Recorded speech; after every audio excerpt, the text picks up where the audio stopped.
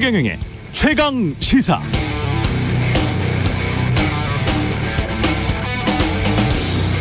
네, 어제 윤석열 대통령의 국회 첫 시정연설, 소상공인의 손실보상을 온전히 하겠다, 방역과 의료체계 전환을 위해서 3조 5천억 원을 지원하겠다, 물가 등 민생 안정을 위해 총 3조 1천억 원을 투입하겠다고 했습니다. 언뜻 다 좋은 말들 같지만 마지막 말, 물가 등 민생 안정을 위해 수수께끼 같은 말입니다. 왜냐, 지금 물가가 오르는 이유는 크게 보면 두 가지인데요. 코로나19 이후에 돈이 많이 풀렸기 때문이고요. 우크라이나 전쟁 등으로 에너지 곡물 가격이 폭등했기 때문입니다. 두 번째는 우리가 어떻게 할 수 없는 문제고, 첫 번째는 국내 재정 정책과 통화 정책의 문제.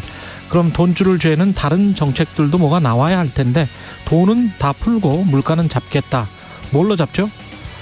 미국 바이든 대통령도 여전히 재정 정책은 과감히 하려고 하지만, 그럼에도 동시에 법인세 인상, 대기업 탈세 등에 대해서는 맹공을 펼치면서 거기 돈줄은 죄려고 하고 있습니다.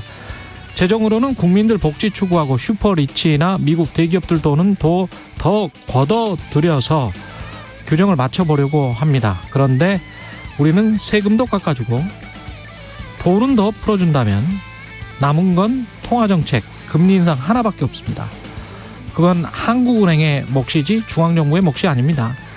결국 집권 초, 특히나 지방선거 앞두고 인기 없는 정책은 가급적 하지 않겠다. 물가 상승을 우려하지만 규제도 완화하고 세금도 덜 걷고 복지도 늘리겠다는 게 윤석열 대통령 시정연설에 담긴 의미인 것 같은데요. 그러나 자본주의에서 공짜 점심은 없습니다. 언제까지 이 기조를 유지할 수 있을지는 의문이고요. 금리는 아주 조금만 올리고 물가를 잡을 수 있을까요? 대통령이 시정연설에 언급했듯 높은 물가와 금리는 취약 계층에게 더 큰 고통을 주는데 말입니다. 네, 안녕하십니까. 5월 17일 세상에 이익이 되는 방송 최경영의 최강시사 출발합니다. 저는 KBS 최경영 기자고요. 최경영의 최강시사 유튜브에 검색하시면 실시간 방송 보실 수 있습니다. 문자 참여는 짧은 문자 50원, 긴 문자 100원이 드는 샵9730 무료 콩 어플 또는 유튜브에 의견 보내주시기 바랍니다. 오늘 이재호 국민의힘 상임고문 만나고요. 인천시장 선거 시리즈 인터뷰 계속하고 있습니다. 더불어민주당 박남춘 후보와 이야기 나눠보겠습니다.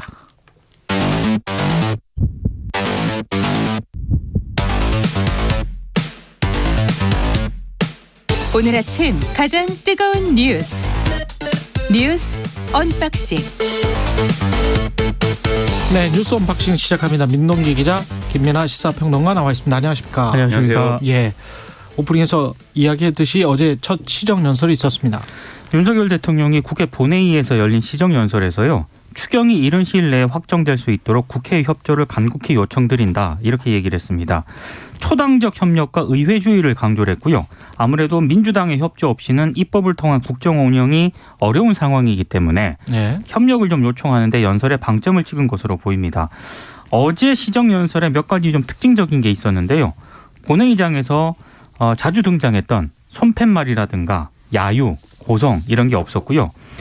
특히 연설에서 많이 언급된 단어를 보니까 경제, 위기, 그리고 의회 이런 단어들이 많이 언급이 됐고, 초당적 협력도 세 차례 언급이 됐거든요. 예. 그러면서 영국의 사례를 좀 들었습니다. 제2차 세계대전 당시 영국의 보수당과 노동당이 전시 연립 내각을 구성을 했는데, 당시 보수당의 또 처칠과 노동당의 애틀리가 손을 잡았거든요.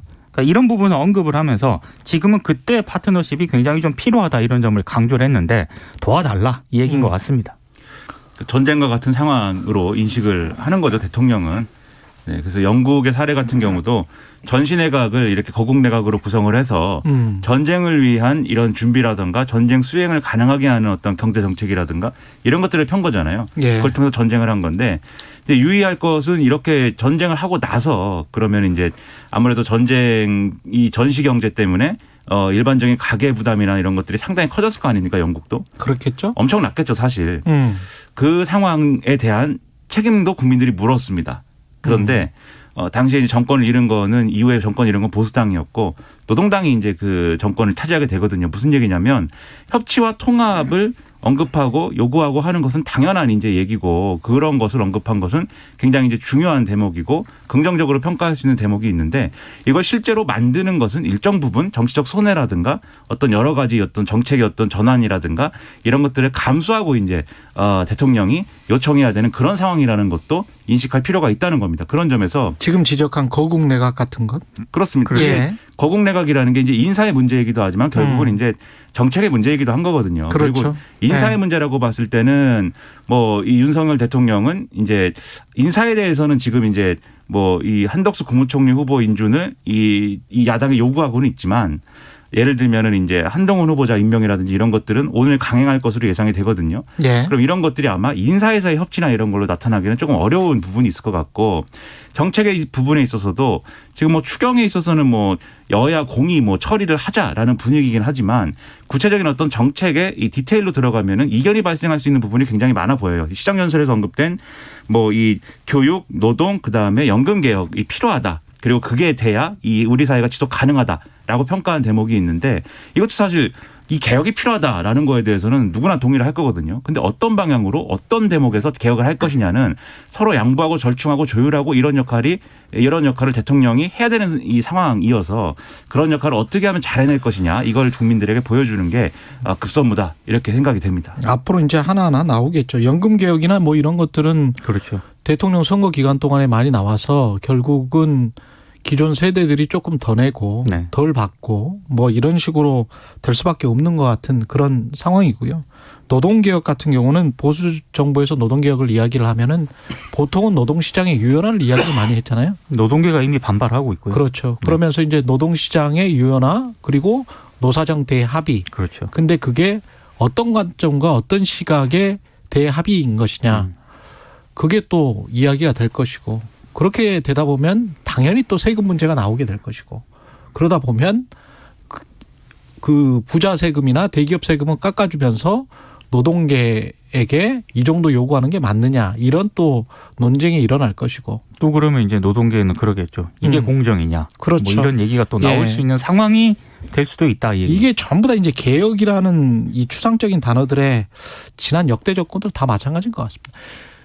교육개혁도 마찬가지죠. 어떤 관점에서의 교육개혁이냐, 공교육개혁이냐, 아니면은 사교육을 어떻게 그 지금 너무 학부모들 부담이 많은 건 사실이잖아요. 그렇죠. 그래서 어떻게 뭐 전두환식으로 해버릴 수는 없는 거 아니겠습니까? 네. 사교육을 완전히 다 금지시키고 뭐 이렇게는 못 하잖아요. 어떤 개혁이냐에 관해서는 또 아주 절충이 필요할 것 같은데. 근데 그게 굉장한 지금 예. 말씀하신 대목들이 굉장한 철학적 차이가 있는 얘기예요. 그렇습니다. 그 교육개혁이라는 것도 이제 말씀하신 이제 공교육이나 사교육이나 문제도 있지만 우리 사회에 필요한 이제 인적 역량을 어떻게 길러내고 그것을 어떤 방식으로 이제 할 것이냐에 대한 얘기고 그게 사회 시스템하고도 연결이 돼 있는 거거든요. 예를 들면은 과거에는 예를 들면 교육을 통해서 하나의 직업을 가질 수 있도록 하는 어떤 그런 이제 교육이 필요하고 그런 게 뭐 바람직하다라는 의견도 있었지만 대체적으로는 뭐 전인 교육 그래가지고 여러 직업을 가질 수 있도록 하는 그런 교육이 필요하다라는 이제 이 주장도 나온 거잖아요. 그리고 최근에 이제 노동개혁이나 이런 것들도 맞물리는 얘기인데 결국은 사회 안전망이 강화되고 이 노동의 지금 말씀하신 이 유연성이 또 강화되는 것이 같이 가야 되는데 그러려면 지금 말씀하신 대로 세금 문제라든가 재정 문제라든가 이렇게 같이 논의할 수밖에 없는 거여서 이 개혁 다 하는데 상당한 정치력이 필요한 겁니다. 그렇죠. 그 정치력을 어떻게 발휘할 것이냐 이제 보여줘야 될 시점이 이제 보여줘야 되는 시점이 왔다고 보는데 오늘까지는 오늘 아직 시작이 안 됐으니까 그죠? 네. 오늘부터는 보여주리라 이렇게 기대를 하고 있습니다. 네. 차근차근 우리가 풀어갈 수밖에 없어요. 교육이나 연금이나 노동이나 굉장히 거대한 문제들이기 때문에 한꺼번에 또 윤석열 대통령이 다 요구한다. 이것도 무리라고 봅니다. 그리고 그렇죠. 너무 무리한 요구라고 보고요. 조국 한동훈 그 후보자 법무부 장관 후보자 케이스에서 보다시피 교육개혁과 관련해서는 지금 정말 상반된 그 이해관계가 있는 것이고 지금 제가 그 만들어낸 용어 성층권이라는 말이 있지 않습니까? 네, 원래 과학 용어인데. 예. 네. 성층권에서 있는 분들, 있는 사람들의 교육에 대한 사교육에 대한 욕구, 그다음에 유학이랄지 여러 가지 특수교육에 대한 욕구하고 특별한 교육에 대한 욕구하고 그리고 일반 사람들이 서민들이 공교육을 좀 강화시켜 달라는 거하고는 전혀 달라요. 그렇죠. 예. 근데 프랑스 마크롱 대통령 같은 경우에 중도라고 하면서 제일 처음에 실시했던 게 어린 가난한 집 아이들 거기에 교사 수를 대폭 네. 늘려버리고 거기에 교육을 굉장히 강화시켰단 말이죠. 그러면서도 노동시장 유연화를 하자 뭐 이러면서 이렇게 프랑스를 달랬단 말이에요. 그러면서 연임에 성공을 했는데 그렇게 서로 주고받는 게 있어야 돼요. 그거 하나도 없이 본인들은 저 성층권에서만 계속 놀고 너희들은 오지 마. 이거는 우리 아파트니까 너희들은 뭐 임대주택은 오지 마.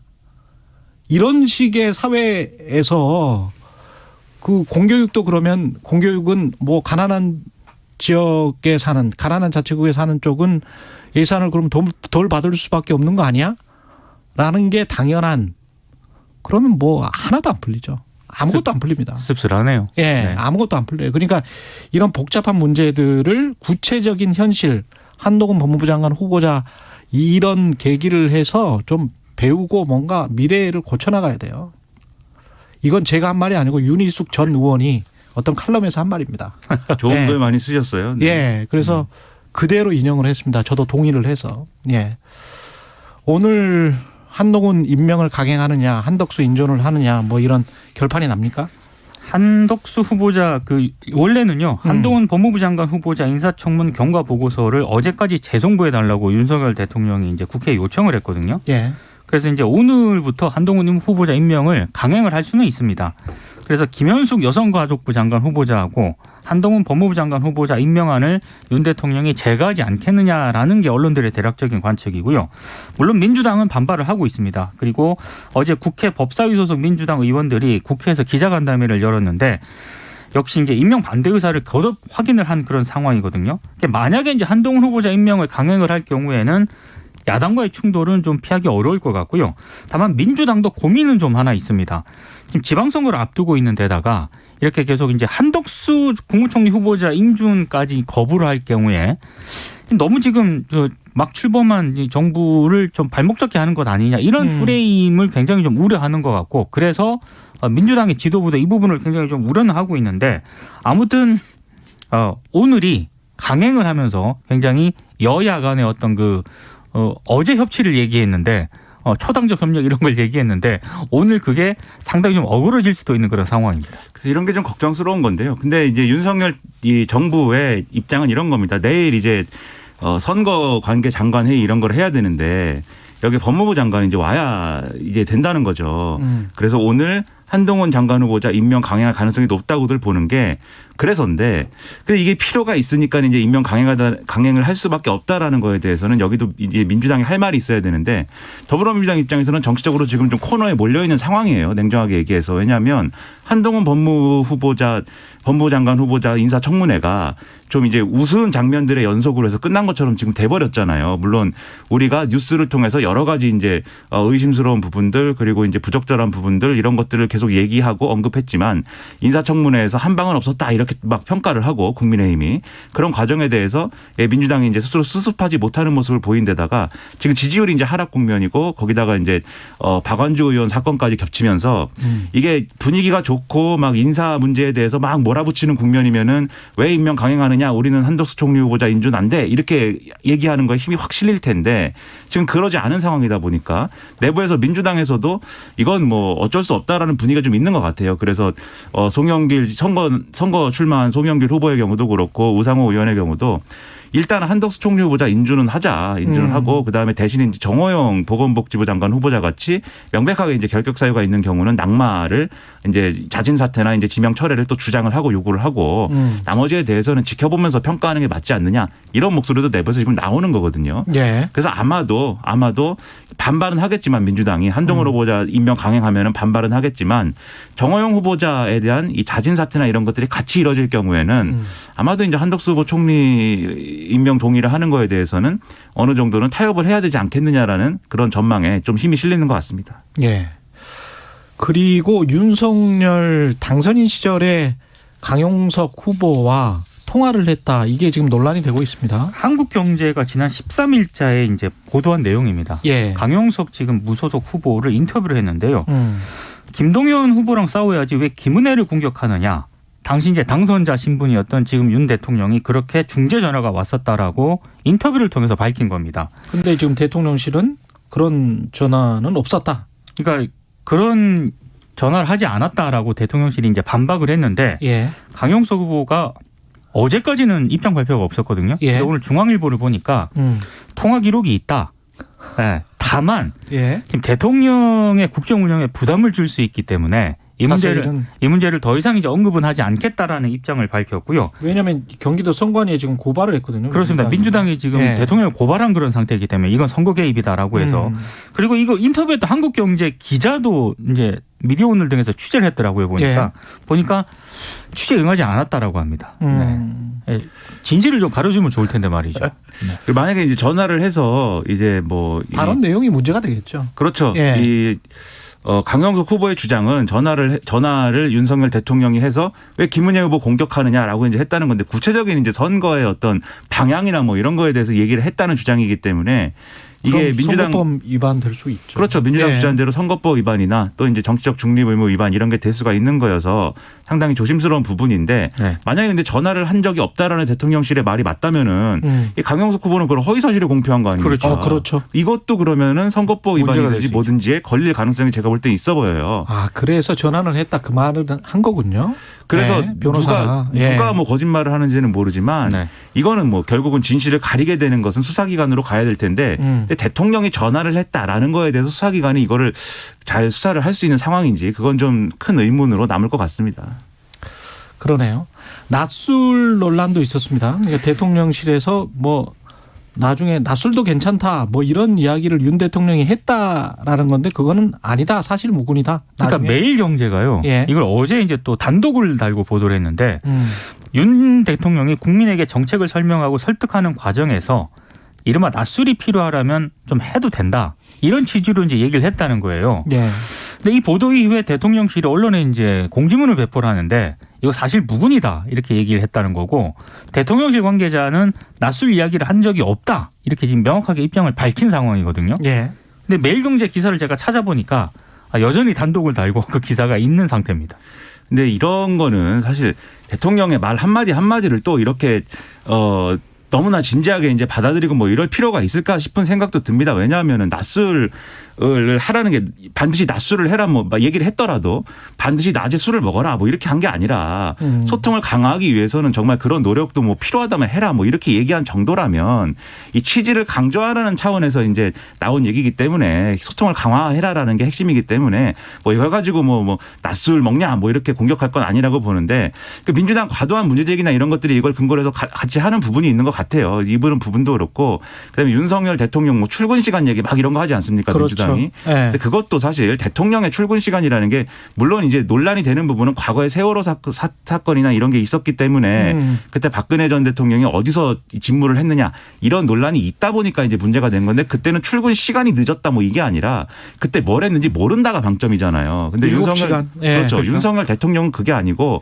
출근을 뭐 몇 시에 하고 이런 것들은 다 이제 지금은 심지어 이제 출퇴근을 하고 있기 때문에 체크가 되는 거지 않습니까? 예. 그래서 그런 부분을 너무 과도하게 이렇게 뭐 정쟁화하는 것은 좀 바람직하지 않은 것 같아요. 뭐 이렇게까지 얘기를 해서 공무원들이 막 이 대통령실 공무원들이 실제로 낮에 모든 사람들이 술에 취해 있겠습니까? 그러진 않겠죠. 근데 이제 그러지는 않을 겁니다. 어제 근데 이 기사가 말씀하세요. 보도가 되고 난 뒤에 예. 제 주변에 몇몇 애주가들이 있는데 만세를 부르더군요. 기자들이 낮에 술을 많이 먹어요. 그게 사실 문제 아닙니까?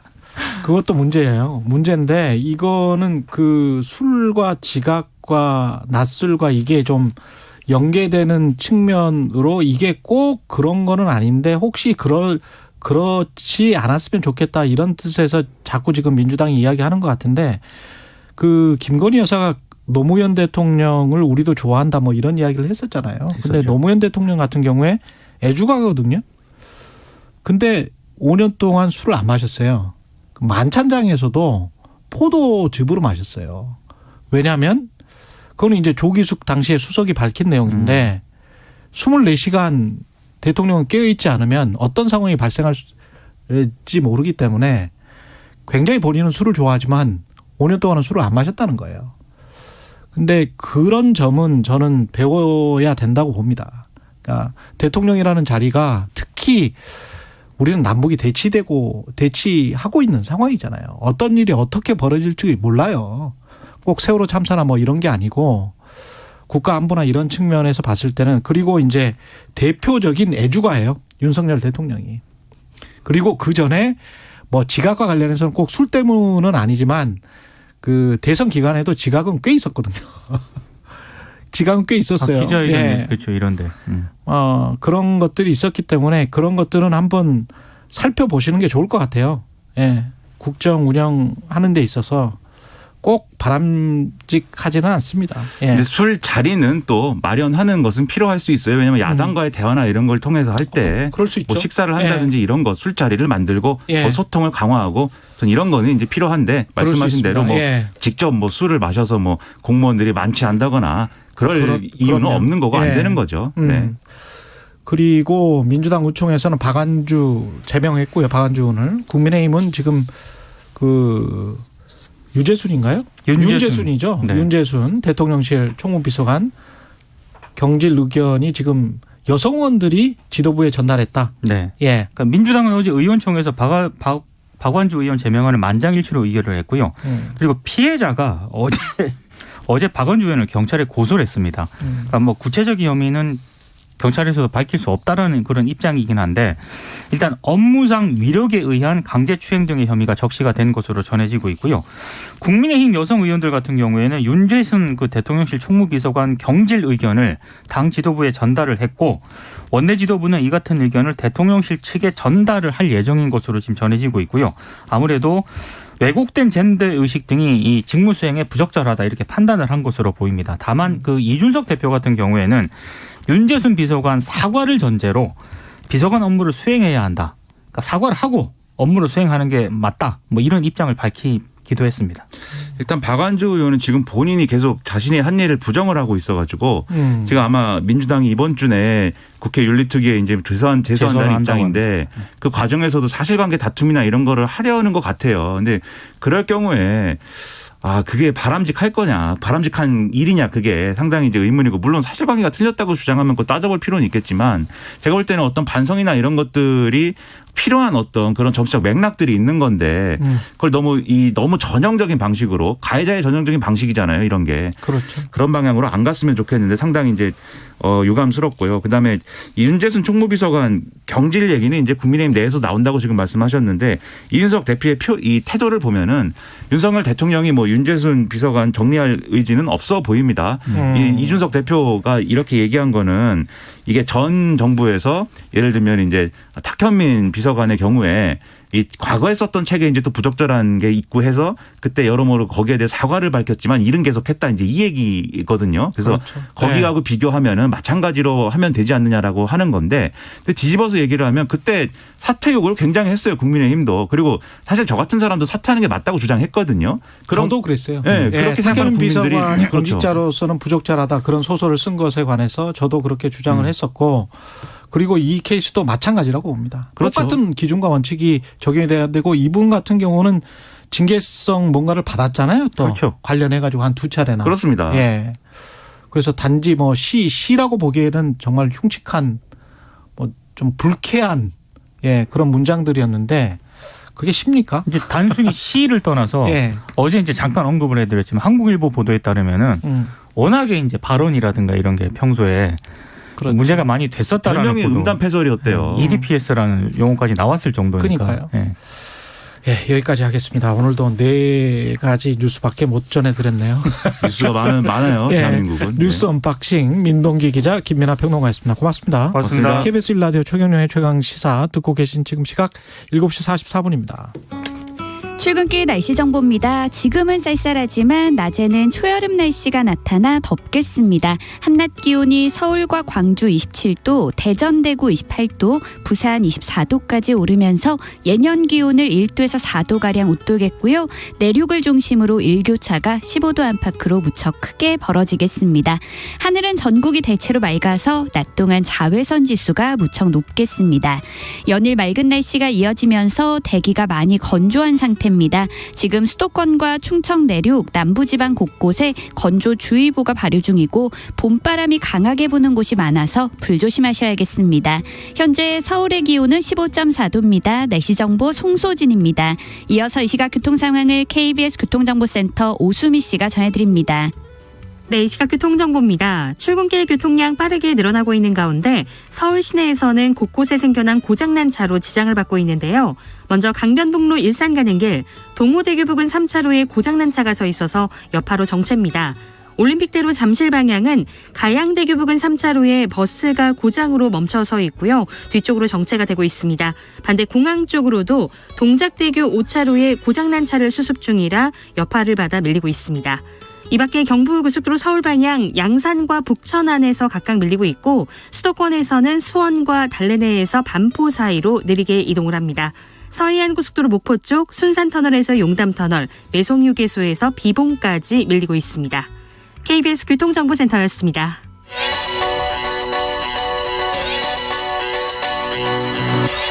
최강 시사 이상민의 눈. 네, 이상민의 눈. 오늘부터 매주 화요일, 지난주에 한번 나오셨습니다.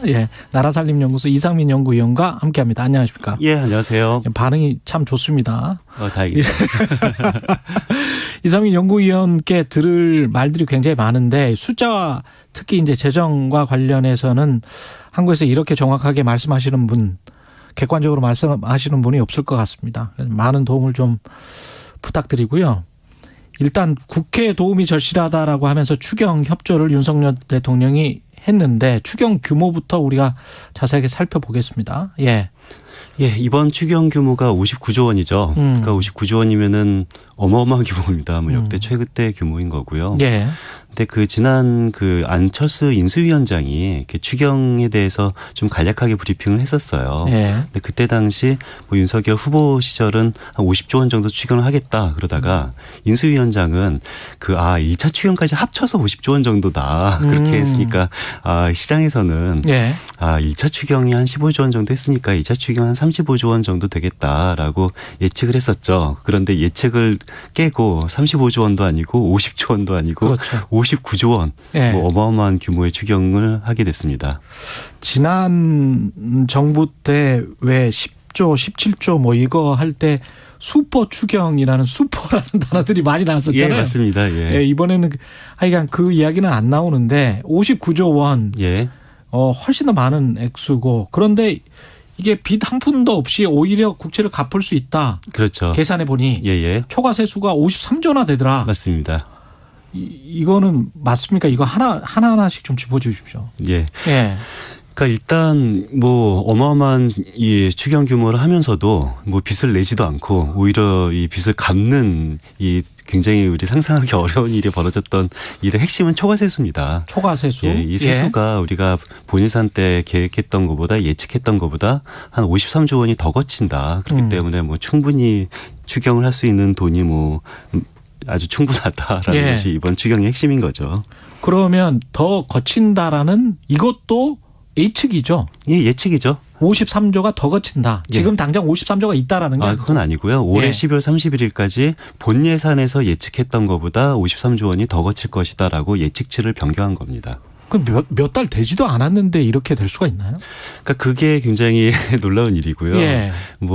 이 처음 몇 달 되지 않았다는 것은 1차 추경도 했었잖아요. 올해는. 그렇죠. 그래서 한 2월 달에 올해 2월 달에 1차 추경을 할 때 당시 여당인 민주당은 좀 추경을 굉장히 많이 하고 싶었어요. 당연히 그렇겠죠. 선거 두고 소상공인들한테 지원을 많이 하고 싶었는데 그때 당시 기재부는 우리가 돈이 없다. 그래서 여당은 굉장히 많이 그 당시 여당인 민주당을 많이 하려고 했었으나 그래서 한 10조 원 정도 한 11조 원 정도 이 국채를 발행을 할 수밖에 없는데 그래봤자 추경 규모는 한 15조 원을 넘지 못한다라고 해서 지난 요 한 3달 전 1차 추경은 한 15조 원 정도 했었죠. 근데 이게 지금 우원식 의원 같은 경우는 이게 재정 쿠데타다, 정권이 바뀌자마자 진상품 바치듯이 꺼내놓았다, 윤석열 정부에 이렇게 이야기를 했고, 그렇죠. 권성동 의원 같은 경우는 어제 인터뷰를 해보니까 그냥 운이 좋았던 것이다. 시기가 우리가 잘 맞아서. 예. 예. 저는 두 분 말이 다 뭐 감정적으로는 이해가 가요. 예. 민주당 입장에서 얼마나 억울하겠어요. 그렇죠. 자기가 50조 원을 쓸 수 있지 못했는데 네. 3개월 뒤에 나 말고 다른 사람들이 50조 원을 쓴다. 이건 뭐 민주당 입장에서는 굉장히 억울한 거고요. 예. 그런데 저는요, 솔직히 말해서 뭐 굉장히 큰 규모의 초과 세수가 들어올 거다라는 것은 예측이 가능했다고 봅니다. 기재부 관료들이? 기재부 관료들뿐만 아니라 예. 뭐 저만 하더라도 예. 웬만큼 이 재정을 바라다 본다면은 그렇죠. 충분히 예측이 가능했다라고 생각하는데요. 그 근거는요. 예, 근거가 그 작년 그 국세 세수가 그 344조 원 정도, 이게 결산치가 344조 원이 거쳤어요. 예. 근데 올해 본 예산 예측치는 343조 원 거칠 거라고 예측을 하고 있어요. 1조가 오히려. 예, 오히려 1조 원이 작년보다 덜 거칠 거다라고 본 예산에 예측을 했는데 예. 그런데 이게 말이 안 되죠. 왜냐하면은 작년에 경상성장률이 한 6.9%였거든요. 그러니까 경상성장률이 하면 경제성장률에다가 물가상승률까지 합친 거. 예. 그런데 올해 경상성장률도 한 6% 정도는 될 거라고 예측을 해요. 우리가 부가가치세가 있기 때문에. 그렇죠. 부가치세뿐만 아니라 예. 모든 세금은 이게 그 경제가 성장해도 오르지만 물가가 올라도 세금은 더 많이 거쳐요. 자산 가격이 올라도 세금이 더 오르죠. 예, 그럼요. 예. 그런데 이미 작년에 경상성장률이 올랐으면은 작년 소득에 대비해서 세금은 올해 내는 세금도 많이 있거든요. 예. 그렇기 때문에 작년보다 올해가 세금이 덜 거친다라는 것은 있을 수 없는 일인 거고요. 그렇기 때문에 본 예산이 너무 과소축이 됐다라는 것은 최소한 뭐 정확히 공식적으로는 결산 이후에는 알 수가 있었고 결산이 나기 전에도 12월 31일, 그러니까 작년 12월 31일 세입 세출 마감이 된 직후라면은 어느 정도는 짐작이 가능하지 않았을까라는 생각이 듭니다.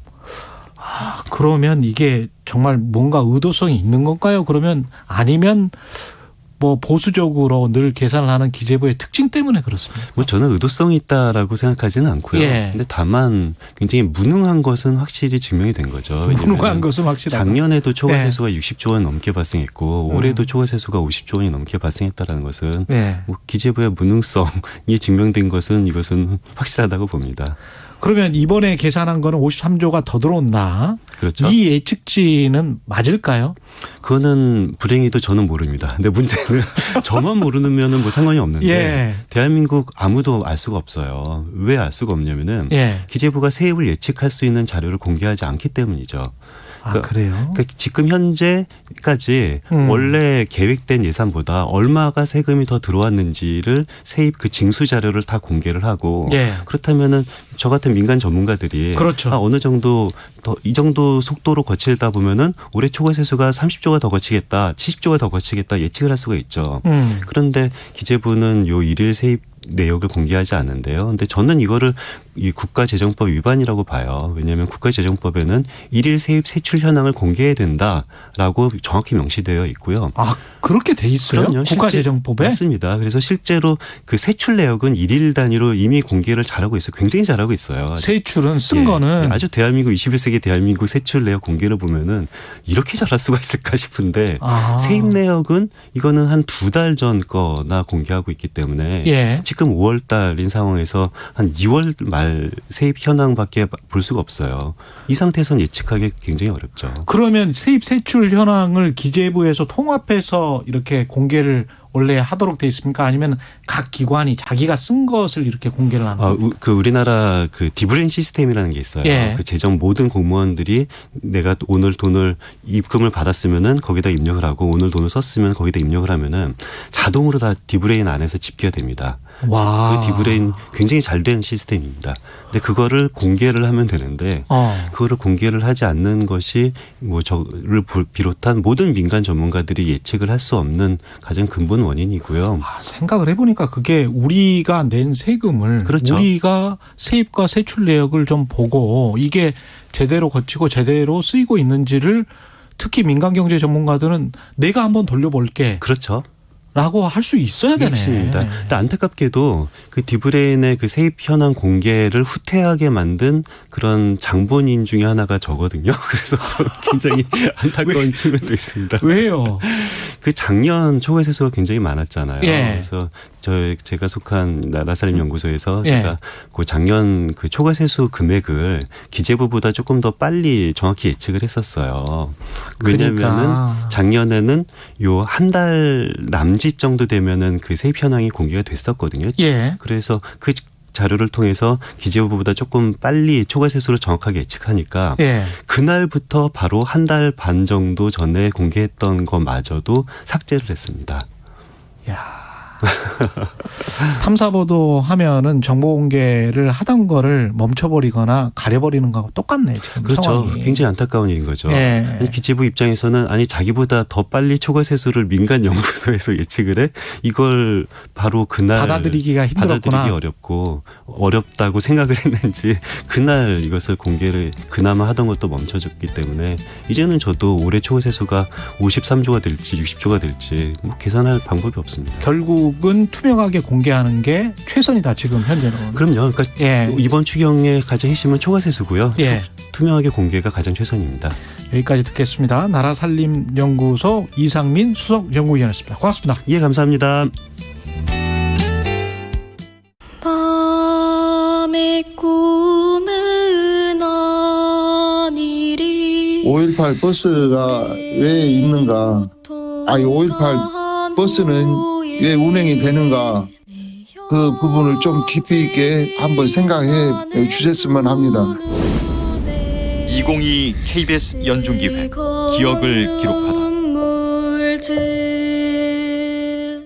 5.18 이 차가 왜 있는가? 그것을 깊이 좀 생각해 볼 필요가 있다고 생각해요. 이번 정류소는 국립아시아문화전당 5.18 민주화운동 최후항전지인 고두천입니다. 다음 정류소는 금남로 사가역입니다. 원래 금남로 그게 그 시민들이 그때 당시에는 이제 도청이죠. 치열하게 지휘했던 그 민주화 운동이 있었던 곳이잖아요. 그때 당시에 무조건 학생들만 보고 이 사람들이 쌍불을 켜고 달라들고 했거든요. 이름 없이 무고한 민간인 학생들이 억울하게 이유 없이 희생됐잖아요. 민주주의를 위해서 싸우시다가 희생되신 성지 부분을 지나는 버스입니다. 1시간 30분이라는 긴 노선이지만은 광주의 그 민주주의를 위해 희생되신 성지 길이거든요. 좀 5.18에 대해서 관심을 가져주고 했으면 해요.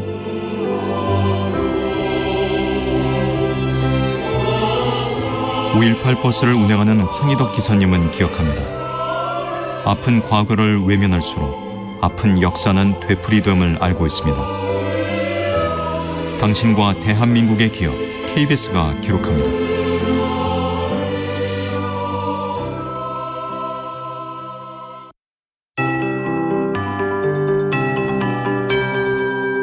KBS 58분 날씨. 5월의 아침 햇살이 눈부십니다. 점점 볕이 강해지면서 낮에는 뜨겁겠고 기온도 크게 오르겠습니다.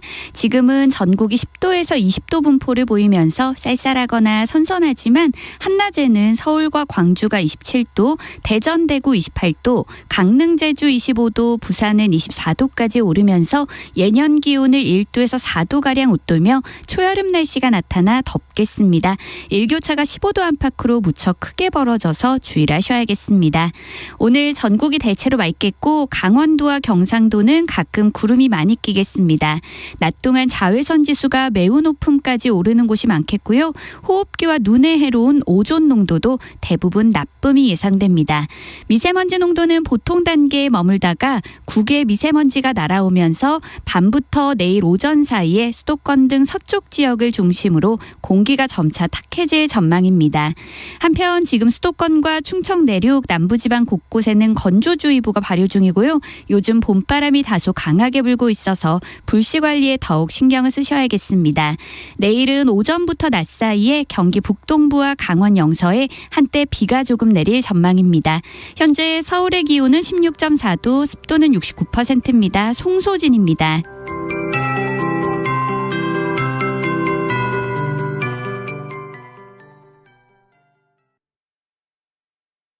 정성을 다하는 국민의 방송 KBS가 8시를 알려드립니다. AM 711kHz, FM 97.3MHz, KBS 1라디오입니다. HLKA.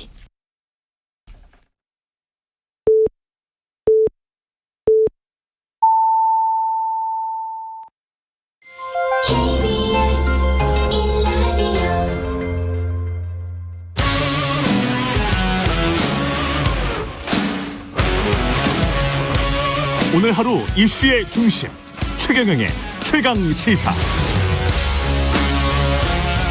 네, 윤석열 대통령이 첫 국회 시정연설 갖고 추경안 처리에 대한 야당의 협조를 구했습니다. 야당 의원들의 야유나 고성도 없었고 오랜만에 훈훈한 장면이 연출됐습니다. 하지만 내각 인선 관련해서는 여전히 팽팽한 줄다리기 중입니다. 예, 첫 시정연설 메시지 협치의 첫걸음이 될 수 있을지 국민의힘 이재호 상임고문 연결돼 있습니다. 안녕하세요. 예, 안녕하세요. 예, 고문님. 어제 국회 시정연설, 대통령의 시정연설은 어떻게 들으셨는지 총평부터 부탁드리겠습니다. 뭐 전반적으로 잘하셨고, 예. 문제도 뭐 3대 과제를 연금, 노동, 교육고 잘 짚었고, 또 협치의 방안도 잘 짚었는데, 예. 근데 협치라는 건 말로 하는 게 아니고 발로 하는 거거든요. 발로 뛰어야 되는데, 예. 예, 그건 좀 어쨌든 어제 전반적으로 잘하신 것 같아요. 예. 네. 협치가 이제 발로 뛰어야 되는데 발로 뛰어야 될 첫 번째 발걸음이 향해야 될 곳이 이제 내각 인선과 관련된 것일 것 같아요. 왜냐하면 민주당 쪽에서 양심불량 장관 후보자와 비서관들을 먼저 정리해달라. 예. 이 어떻게 해야 될까요? 그래서 민주당이 예. 제대로 하려면 예. 우선 대통령과 국민의힘이 협치의 진정성을 보여줘야 됩니다. 근데 어제 시정연설 한 날 저녁에 만찬하자고 하는 것도 정무수석이라는 사람이 야당에다 전화 한번 팍 하고 그냥 전화 안 받는다고 하고 난 다음에 전화했냐 안 했냐 그러고 이렇게 하면 안 되고 예. 정무수석이 야당에 찾아가서 야당 원내대표도 만나고 야당 지도도 만나고 진심으로 마음을 담아서 협치를 하려고 해야지 그냥 전화 한번 픽하고 안 받으면 통화 안 된다 그러고 이런 식으로 협치하면 그건 안 되고 예. 또 민주당도 총리하고 장관들하고 연결시키지 말고 예. 총리가 좀 부적격하기는 부적격하지요. 사람이 무슨 고위공직이 돌아가면 회전문 인사도 아니고 총리했다 기업에 갔다 또 로펌에 갔다 또 총리하고 부적격하지만은 그러나 지금 내각이 일을 해야 되잖아요. 그렇죠. 그러니까 총리는 인준해주고 난 다음에 따질 건 따지고 그리고 민주당은 그게 이제 협조할 건 협조하고 따질 건 따진다. 이런 자세가 필요한 거고. 예. 이거 안 되면 이것도 협조 안 한다. 이렇게 하는 건 옳지 않지요. 국민들 보기에. 그러니까 대통령께서도 장관들 중에 골치 아픈 장관 있잖아요. 정호영. 예, 정호영 장관인가. 예. 법적으로는 그 사람이 법에 어긋나는 짓은 안 했을는지 모르지만은 국민 정서나 국민 감정이 그런 사람이 장관 되면 도대체 법과 상식을 왔다 갔다 하는 어기는 사람이니까 일단 정호영 장관은 임명을 안 하겠다고 이야기를 하고 그리고 민주당과 정부가 각각 자기 할 일을 해야지 서로 이거 연계시키고 이렇게 하면 국정이 안 되잖아요. 예. 그러니까 민주당은 총리 인준해주고 또 대통령께서는 그 문제 있는 장관을 임명 안 하겠다 이야기를 하고 예. 이렇게 해서 협치를 풀어가야 안 되겠어요. 그 맞는 말씀일 것 같은데 저기 누가 먼저 해야 됩니까? 순서를 그러면 대통령이 정호영 장관은 그냥 사퇴시키겠다 또는 정호영 장관 후보자가 스스로 자진 사퇴를 하고 그다음에 민주당이 총리 인준을 하는 게 나을까요? 아니면 민주당이 먼저 후하게 총리 인준하면 대통령이 그 암묵적인 약속을 지킬 것이다. 이렇게 하는 게 나을까요? 저 생각은요. 제가 뭐 여당 이제 여당 됐으니까 여당의 3인 고문으로서 여당의 3인 고문으로서 하는 말은 협치는 항상 여당이 먼저 양보를 해야 합니다. 그러니까 대통령께서 먼저 정호영 장관 임명 철회를 하고 아니면 본인이 좀 그 사람 참 눈치 없는 사람이라 이 정도 되면 본인이 그만둬야 되는 것 아니에요? 전국을 완전히 그전 본인이 그만두든지 안 되면 청와대에서 미안하지만은 도저히 전국을 위해서 안 되겠다. 당신이 좀 사퇴해라 이렇게 하고 나서 그러면 야당에도 자, 우리도 골치 아픈 장관 안 왔으니까 당신들도 총리 인준해줘야 되지 않느냐. 그리고 총리가 다 완벽하고 적격하다고 생각하지 않지만은 우선 초기 내각을 꾸려가야 되고 국정을 풀어가야 되니까 법적으로 큰 하자가 없으면 총리는 인준을 해주는 것이 옳다. 이렇게 해서 그 여당이 먼저 그 협치의 카드를 내밀고 그리고 야당이 그걸 받아주고 이렇게 해야 안 되겠어요. 그러면 제 생각에는 그 카드 중에 지금 서로 공방이 오가는 카드 중에 한동훈 법무장관 후보자가 있고 윤재순 총무비서관 성비위로 두 차례 징계성 조치받고 그 이상한 시 쓴 분이 있고요. 이시원 공직기강 비서관 간첩 조작 사건 담당 검사였고요. 이거는 그러면 어떻게 해야 될까요? 한동훈 장관 경우는 대통령의 측근이라서 야다에 좀 껄끄럽고 좀 그러긴 한데 저도 한동훈 장관들 그 측근을 법무부 장관에 두는 건 적절하지 않다고 처음에 임명한 날 나는 반대 의견을 냈는데 그러나 또 대통령의 의중도 국정을 운영하는 중요한 키 중에 하나가 법무장관을 한동훈을 쓴다고 그러니까 한동훈이가 법에 크게 어긋나지 않으면 일단 그것마저도 대통령에게 양보할 수는 없을 테니까 나는 한동훈은 그냥 맡기는 게 좋겠다고 봐요. 야당은 부적격 판단을 하고 정말 모두 채택을 안 해주더라도 야당 그렇게 한다고 봐요. 그러나 대통령이 그걸 임명을 하려면 정말로 협치가 필요하니까 나는 야당에게 상당한 양해를 구해야 된다고 봅니다. 안 그러면 문재인 대통령이 30 몇 명이나 국회 정보고서 채택한 사람을 그냥 임명해갖고 국민들로부터 완전히 떠났잖아요. 왜 국회 정문에도 안 된다 임명하냐. 이렇게 문재인 대통령 욕을 해놓고 비판을 해놓고 본인은 대통령이 되자마자 국회 정문에 채택한 사람을 그냥 임명한다 이렇게 하면 그건 앞뒤는 안 맞잖아요. 앞뒤는 안 맞는 거니까 근데 야당에게 사전에 양해를 구하려면 그것도 지금 문제가 된 비서관들 있잖아요. 비서관들이 청문회 하는 게 아니니까 일단 야당이나 언론에서 문제를 삼는 사람이 있으면 그게 성비 사건이든 간첩 조작 사건이든 일단 새로운 정부 도덕성에 걸맞지 않잖아요.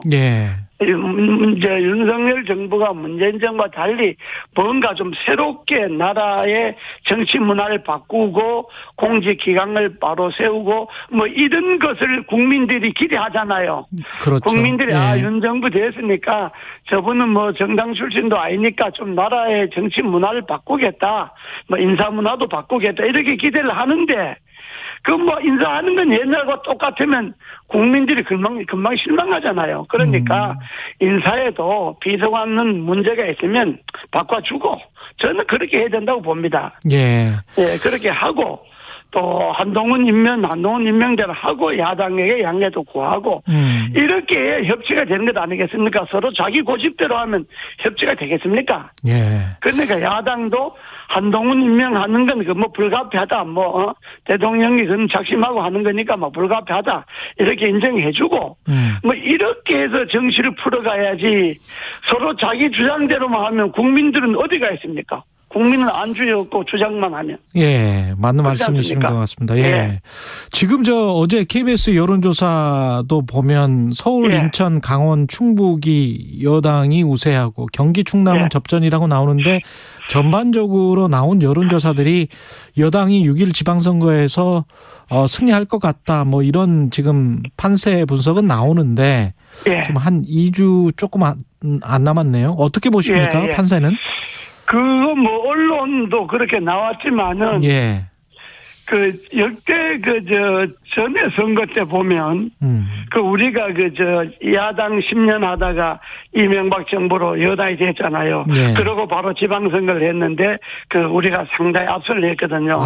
마찬가지로 지방자치 선거는요, 예. 정권에 따라갑니다. 그렇군요. 지난번 지방자치단체가 우리가 싹 망했잖아요. 완전히 망했잖아요. 예.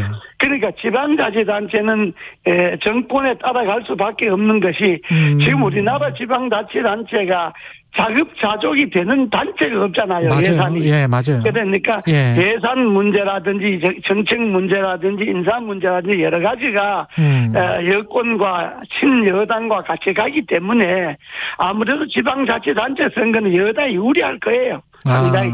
그럴 수밖에 없다. 예. 그럴 수밖에 없을 거예요. 예. 이재명 3인 고문이 인천 계양을에 출마를 했어요. 그래서 후보가 됐는데 관련해서 여야가 서로 이제 공방을 하고 있습니다. 대장동 관련해서 이야기를 꺼내니까 이재명 고문은 제주 오등봉을 비롯해서 50시티 화천 특검하자. 전부 다 하자. 이렇게 이야기를 하고 있고 어떤 핵심이 되고 있는데 어떻게 보세요? 이재명 3인 고문 출마한 것부터. 이재명 후보가 출마하는 것 자체를 저는 반대했던 사람이에요. 물론 야당 출마하는 걸 내가 반대한다고 해서 의미 있는 건 아니지만 그러나 대통령 후보였던 사람이 투표 용지도 마르기 전에 출마한다는 게 말이 됩니까? 그래서 반대를 했는데 그러나 출마를 서로 했으면 대동종 문제는 여러 가지로 법에 고소도 해놓고 특검 제안도 해놓았으니까 법대로 처리하고 선거에 꼭 그걸 꺼내갖고 분란을 일으키면 대장동 문제는 천하가 다 아는 건데 그건 이미 고소되어 있는 거 법대로 처리하면 되는 거고 또 대장동 꺼낸다 그래서 또 이재명 쪽에서는 엉뚱한 거 또 무슨 제주도 꺼내고 꺼내고 이렇게 하면 국민들이 피곤하잖아요.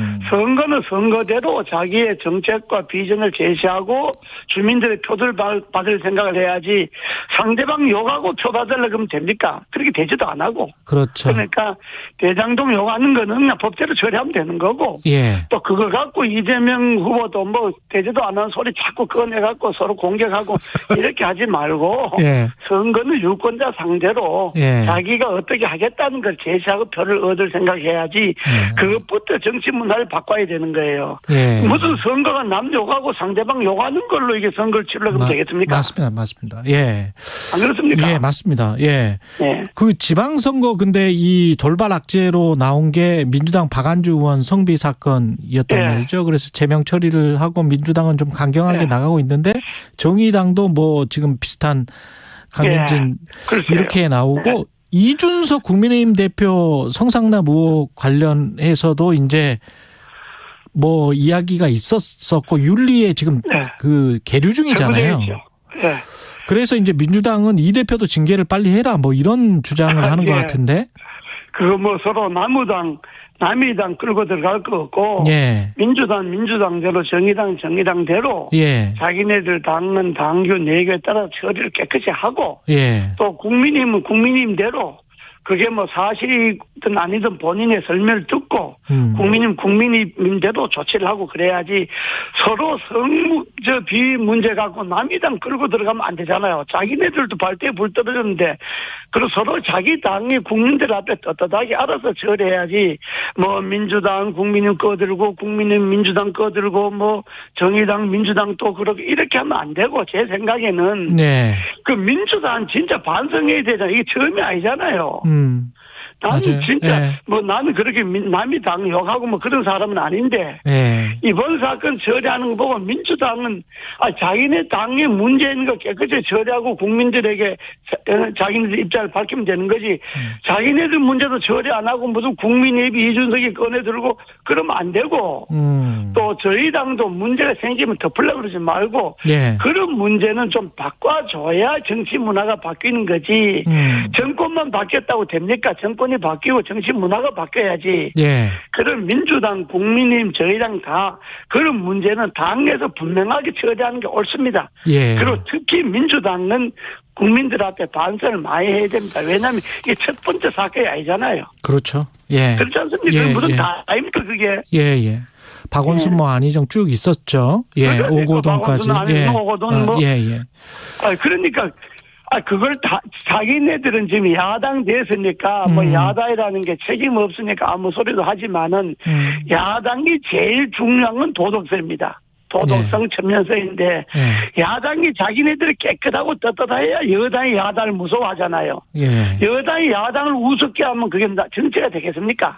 그러니까 야당 스스로 자기 몸을 정비해야 합니다. 예. 마지막으로 그 윤석열 대통령 지금 출근 시간 관련해서도 그렇고 예. 그 술 있지 않습니까? 낮술 논란 뭐 그렇게 말한 건 아니다. 뭐 이렇게 이야기를 하는데 워낙 또 애주가시고 그래가지고 국민들이 좀 걱정하는 시선이 있어요.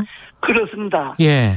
제가 선거 때 술 자신다 그래서 제가 그냥 방송에도 나가서 그냥 강력하게 또 본인에게도 제발 선거 끝날까지 술잔 입에도 대지 말라고 술잔 근처도 가지 말라고 나도 몇 차례 이야기를 했는데 세상에 대통령 선거 앞둔 사람이 밤늦게 술 먹고 그 말이 되는 거냐고 그렇게 이야기한 적이 있는데 이제 당선이 되셨으니까 뭐 술을 영 안 먹을 수 없죠. 술 좋아하는 사람이 술 안 먹을 수 있습니까? 선거 때는 참았다 하더라도 그러나 대통령이 술자리도 절제해야 합니다. 그냥 술자리만 생기면 술병 들고 들어가는 게 아니고 술자리가 생겨도 술병은 항상 멀리하고 그렇게 해서 해야지 대통령이 너무 술 좋아한다고 뭐 밤낮 안 가리고 그냥 때만 되면 그냥 아침 점심 저녁 안 가리고 반주하고 술 먹고 그러면 되겠습니까? 그러니까 대통령도 술을 좀 멀리 하시고 술은 어떨 때 해야 되느냐. 야당 의원들 만나고 야당 지도부 만나서 협치를 할 때 우리 술을 한잔하고 진지하게 이야기해 봅시다. 뭐 이렇게 좀 그럴 때 술을 해야지 그냥 친한 사람 만나서 자꾸 술 먹으면 그 되겠습니까? 알겠습니다. 예, 좋은 말씀 감사하고요. 이재호 국민의힘 상임 고문이었습니다. 고맙습니다. 예. 공정, 공익, 그리고 균형. 한 발짝 더 들어간다. 세상에 이익이 되는 방송. 최경영의 최강시사. 인천이 과거로 후퇴하지 않도록 민선 8기에서 잘 이어나가겠다. 인천시장 후보들 차례로 만나보고 있는데요. 마지막 순서 더불어민주당 박남춘 인천시장 후보 전화 연결돼 있습니다. 안녕하세요. 예, 안녕하세요. 박남춘입니다. 예, 지금 재선을 통해서 인천시장을 이어나가야 하는 이유부터 말씀해 주십시오. 네, 제가 지난 4년 동안에 시민들과 함께 수십 년 묵은 과제들 정말 많이 해결했다고 생각합니다. 그리고 부채도시의 오명에서 벗어나서 4년 연속 재정 최우수 우수 단체를 만들었고요. 그다음에 일자리를 가장 많이 만들었다고 해서 정부로부터 일자리 대상을 수여했습니다. 그 결과 이제 서울을 제치고 이제 도시 경쟁력 평가에서 인천이 드디어 1위를 차지했습니다.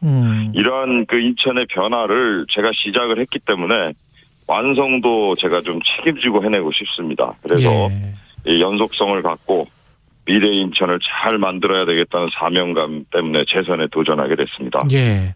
지금 KBS 여론조사 지상파 3사 여론조사였는데 여론조사에서는 오차범위 바뀌죠. 유정복 후보가 앞서고 있는 걸로 우세다 이렇게 나타나고 있는데요. 판세를 네. 뒤집어야 되는 입장이십니까? 어떻게 보세요, 판세 자체를? 예, 아무래도 대통령 이제 취임과 이제 딱 붙은 지방선거 아니겠습니까? 그렇죠. 저는 사실은 격차가 클 것이다라고 생각했어요.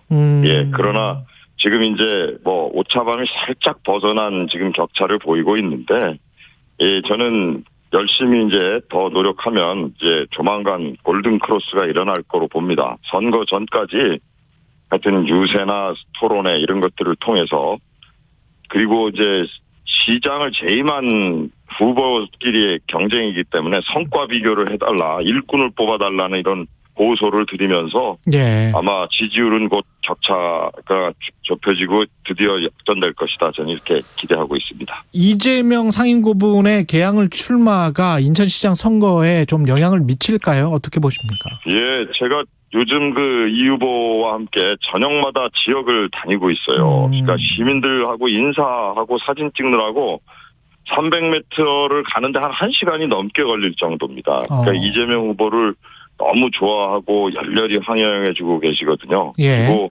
이제 이 후보도 저 박남춘의 승리가 이재명의 승리다라고 이렇게 이제 하면서 함께 선거운동을 하고 있고요. 저와 이 후보는 이미 4년 동안에 인천시장과 경기지사로 코로나 방역도 같이 했고, 우리 수도권 매립지 문제도 함께 고민해왔습니다. 이제 이번 선거에서도 멋진 시너지를 낼 것으로 저는 기대하고 인천과 수도권을 반드시 지키도록 하겠습니다. 근데 그 민주당 입장에서는 악재인데 박완주 의원 송비 의혹이 터져가지고 이게 어느 정도 영향을 미칠 거라고 보세요? 예, 당내에서 이제 불미스러운 일이 발생된 데 대해서 저도 유감스럽게 생각하고 진짜 시민 여러분께 진심으로 사과드립니다. 저희 당의 비대위원장 두 분도 이제 국민들께 정중히 사과하셨거든요. 그리고 당에서 제명 조치를 하는 등 이렇게 강력한 조치를 취했습니다. 예, 한번 뭐 저도 이런 것에 대해서 진심으로 어린 사과의 마음을 가지고 최선을 다해서 노력하겠습니다. 예. 정의당 이정미 후보도 한 4% 정도 각종 여론조사마다 나오고 있는 것 같은데 혹시 뭐 또 나오는 단일화 이야기 네. 이거는 어떻습니까? 예, 인천 그 시민사회에서 예. 저희 두 후보를 단일화해라 하는 그 목소리가 있다는 걸 알고 있습니다. 하지만 그 이 후보가 완주 의사를 지금 뭐 강력히 밝히고 그렇죠. 있거든요. 예. 제가 이래라 저래라 말씀드리는 게 그래서 참 적절치가 않습니다. 그래서 정책과 비전을 두고 이제 선의의 경쟁을 펼쳐나가는데 집중할 생각입니다. 다만 지난 대선에서 우리 시민들께서 그 주신 따끔한 회초리 이것에 대해서 좀 깊이 생각하면서 예. 좀 논의를 했으면 좋겠습니다. 네. 수도권 매립지와 관련해서는 유정복 후보가 이제 TV 토론에서도 굉장히 비판을 했고 서로 공방이 많이 오갔는데요. 이 진실이 뭡니까? 그런 거죠. 예. 그러니까 그 수도권 매립지를 닫아야 되는데 그 연장을 시켜준 겁니다. 예. 그리고 그것도 모자라서 대체 매립지를 못 구하면 더 쓸 수 있다. 이렇게 아주 독소 조항까지 집어넣은 거예요. 누가? 그런 유정복 후보가요. 아, 시장 유정복 재임 후보가. 시절에. 예. 그러다 보니까 이게 이제 그 대체 매립지를 찾는 노력을 했지만 이게 그 서울 경기에서 대규모로 생활 쓰레기까지 매립하는 그런 걸 누가 주민들이 수용하시겠어요. 그러니까 두 차례 공모를 했는데 다 무산된 거예요. 그러니까 서울 경기는 대체 매립지를 찾으려고 노력했는데 못 찾았으니 인천의 그 서구 수도권 매립지를 계속 쓰겠다. 그 사자 합의에 의해서 이런 태도로 일관한 겁니다. 그래서 저는 그거를 지켜봐서는 이게 서구 수도권 매립지, 인천의 매립지를 종료시킬 수가 없어서 인천만은 따로 그러면 거기 안 쓰고 자체 매립지를 구해서 하겠다라고 해서 실제로 많이 진전을 시켰어요. 네. 그러다 보니까 서울, 경기, 환경부가 이게 지금 대체 매립지 대규모로 구해서는 안 되겠다 하는 그런 생각하에서 방침을 바꾸기 시작했고 그 노력한 결과 그 유정복 후보가 그 얼마 전에 토론회에서 이 대체지 찾았습니다. 막 이렇게 자랑했지 않습니까? 그걸 저희가 찾아놓은 거예요. 이제 그런 절차를 밟아서 매립지 종료가 저는 이루어질 수 있다. 2025년에 이렇게 지금 바라보고 있어요. 그래서 주민들도 그런 걸 다 잘 아세요. 그 주변 주민들께서. 그래서 제가 진정으로 수도권 매립지를 종료시키려고 노력했다 해서 저를 지지 선언을 해 주셨거든요. 그러면 예. 수도권 매립지가 2025년에 종료가 되면 대체 매립지는 어디가 되는 거죠? 그거는 대체 매립지는 그러니까 지금 그 경기 북부 포천이라고 지금 제가 이렇게 알고 있거든요. 거기에 서울 경기는 그쪽에 가서 친환경 이제는 인천의 서구 수도권 매립지 같이 생활 쓰레기나 건설 폐기물을 묻을 필요가 없어요. 합의가 이루어졌거든요. 이미 그런 거는 수도권에서는 묻지 않기로. 그러니까 친환경 그 소각재만 처리하는 그 자체 매립지로 서울 경기가 그 경기 북부의 포천에 그걸 쓰면 되는 것이고 인천은 인천 자체의 매립지를 쓰면 되는 것입니다. 영흥에 확보되어 있는. 그렇게 가면 종료가 될 수 있다. 이제 수도권에서는 이제 그 음식 찌꺼기 같은 생활 쓰레기를 땅에 못 묻도록 법제화가 됐습니다, 이미. 예. 지금 대표 공약이 인천발 KTX 개통, 그다음에 한중 해저 터널 뭐 이런 것들인가요? 그게 유 후보의 공약이에요. 유 후보의 공약. 예. 그래서 제가 어제 토론회에서도 한중 해저 터널 같은 건 너무 황당한 공약이거든요. 그리고 뭐 뉴 홍콩 프로젝트라고 해가지고 뭐 홍콩의 기업을 뭐 우리 인천으로 다 받아오겠다 막 이러는데 그거의 허구성을 제가 이렇게 아주 그냥 조목조목 반박을 했어요. 그랬더니 지금 이제 그 한중 해저 터널 같은 경우는 아주 1호 공약이라고 아주 자랑스럽게 내놨다가 취소했다고 보도는 나왔어요. 근데 어제 또 제가 이제 그 사실이냐고 물었더니 아니 뭐 장기적으로 뭐 헌탄다고 명확한 얘기를 못 합니다. 그러니까 그런 비눗방울 공약을 하니까 사실 유 후보 재직 시절에 그 매니페스토 실천본부로부터 공약 이행 평가가 C등급 받았잖아요. 저는 SA 등급을 2년 연속 받았는데 그런 거에 의해서 저는 비교가 된다고 생각합니다. 그러면 그 박 후보님 공약은 대표 공약은 뭡니까? 예, 저의 대표 공약은 지금 인천 이음 카드라는 게 있어요. 우리 인천 인구의 235만 명이 쓰고 있고요.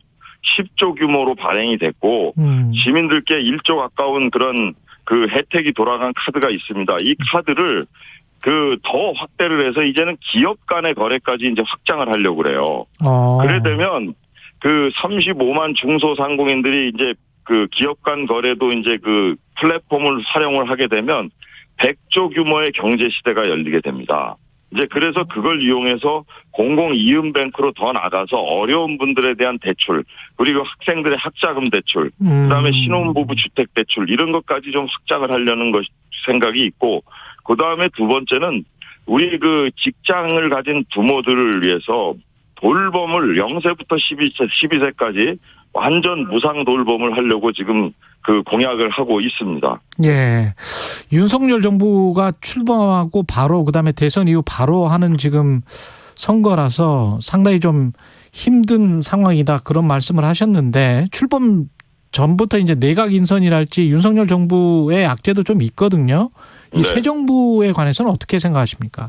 예. 그러니까 보니까요. 뭐 그렇게 인사 비판하더니 인선 보십시오. 그냥 무슨 얼마나 그 부모 찬스 이런 것들 때문에 청년들에게 실망을 주고 있습니까? 그러니까 이렇게 이제 윤석열 정부에 실망하는 그 목소리가 높아지면 그 지지가 저에게 올 것이다 이렇게 생각합니다. 그리고 또 하나 이제 코로나19 손실보상금 주겠다 해놓고 처음에는 오락가락 하다가 그래도 다행스러운 게 이제 일괄 지급을 하겠다 했는데 여기에 또 허점이 뭐가 있냐면 21년 7월 손실보상을 위한 법 제정 이전에 그 손실에 대해서는 보상하지 않는 걸로 지금 정부 안이 와 있어요. 그러니까 그건 차별 지급이거든요. 거기에 대해서 민주당에 제가 강력히 좀 부탁을 드렸어요. 그것을 그 법 제정 전의 손실에 대해서도 보상을 해줘야 된다. 차별하지 말아야 된다. 이렇게 지금 말씀을 드렸는데 이 소상공인을 두 번 죽이는 거나 마찬가지입니다. 그렇기 때문에 약속했던 공약들 그리고 인천 공약들 이런 것들 좀 잘 지켜주기를 간절히 바랍니다. 후보님이 생각하시는 뭐 대선 이후 치러지는 이번 지방선거의 의미는 뭐라고 보십니까? 예, 아마 대선 그 영향이 전혀 없어지지는 않았을 것이에요. 근데 대선에서 이미 심판자는 뽑은 거거든요. 유능한 일꾼 우리 이재명 후보를 택하지 않으셨거든요. 이제 지방선거에서는 대선에서 국민이 심판자를 선택하셨다면 이제 지선에서는 누가 유능한 일꾼이냐 이걸 보고 뽑아주셔야 한다고 생각합니다. 특히 우리 인천시는 이 기존의 시정을 4년간 책임졌던 그 전현직 시장이 현재 경쟁을 하고 있거든요. 그래서 저는 진짜 한 일만 놓고 평가한다면 저는 자신 있습니다. 제3연륙교라든지 부평 캠프마켓 반환이라든지 배달이 연결도로라든지 수도권 매립지 종료 문제라든지 이런 해묵은 난제를 해결했고 해결해 나가고 있습니다. 그리고 알겠습니다. 바이오 수소나 이런 예, 첨단 산업도 잘 박남춘 더불어민주당 인천시장 후보였습니다. 잠시 후 8시 반부터 일부 지역국에서는 해당 지역 방송을 보내드립니다. 그대를 만나고 그대와 마주보며 숨을 쉴 수 있어서 경제쇼를 만나고 경제쇼와 함께 할 수 있다면 우리의 삶은 달라집니다. 오후 4시 5분 홍사원의 경제쇼 여러분께 힘이 되어드리겠습니다. 있어서 다행이다.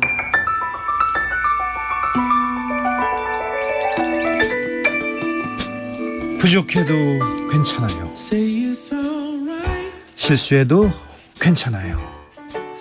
길을 잃어도 괜찮아요. 우리에겐 우리가 있잖아요. 매일 오후 5시 5분 주진우 라이브. 지금 시각은 8시 30분입니다. KBS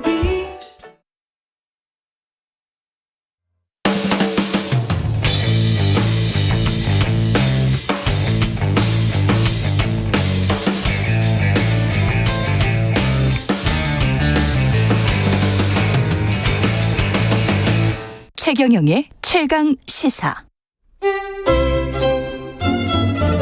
최강 시사 김호기의 사회학 카페.